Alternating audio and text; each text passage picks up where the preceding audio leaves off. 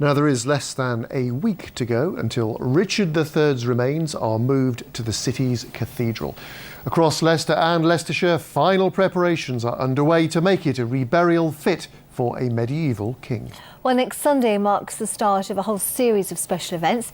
Victoria Hicks has met some of the people involved in the preparation. She's at Leicester Cathedral for us this evening. Good evening, Victoria. Wow. Good evening. Well, this time next week, crowds are expected here at Leicester Cathedral as Richard III's coffin lies in repose and people are able to come and pay their respects. Now, all across Leicestershire, people have been working really hard to make sure this reburial is a fitting tribute to an English king. It's a production line as more than 40 volunteers press ahead, making more than 1,200 flags. Using the livery colours of Richard III and the House of York, they'll decorate Market Bosworth's historic marketplace to mark the journey of the King's remains through Leicestershire. In 6 weeks, we've made 1/4 mile of bunting, and most of it is in my sitting room.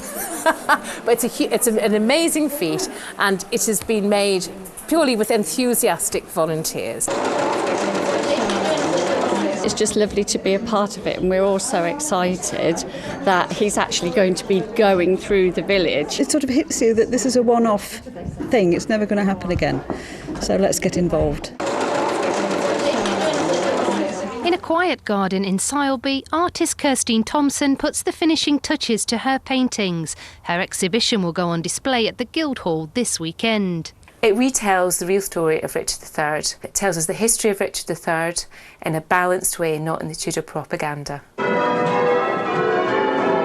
In Market Bosworth, bell ringers at St Peter's Church are practising a 3-hour peal to mark King Richard's journey through the market town.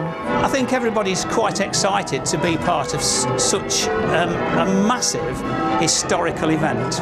At Leicester Cathedral, florist Rosemary Hughes has spent months planning her displays inside to reflect a medieval past. I particularly wanted just English / British materials to give you that effect, because in medieval times they wouldn't have had anything else, no opportunity, so they've probably gone out to the woods, cut down what they require, and that's how I've ended up with the result I've got. Yesterday, King Richard's remains were sealed in his coffin by the man who'd made it, Michael Ibsen, a cabinet maker and descendant of Richard III's elder sister Anne of York. In that coffin, the king will be brought here to his final resting place at Leicester Cathedral, a place which has been transformed to accommodate his tomb. Well, joining me now is the Bishop of Leicester, the Right Reverend Tim Stevens. First question, days to go. Are you ready? We are. Hundreds of people have been working on this for months now.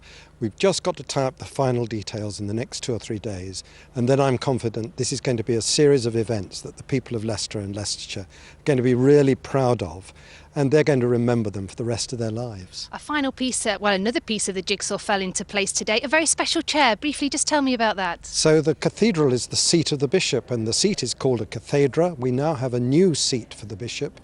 It's in a contemporary style, it's colourful, it's vivid, and it will mean that anybody coming into the cathedral can see immediately what this building is for. It's for the teaching of the Christian faith.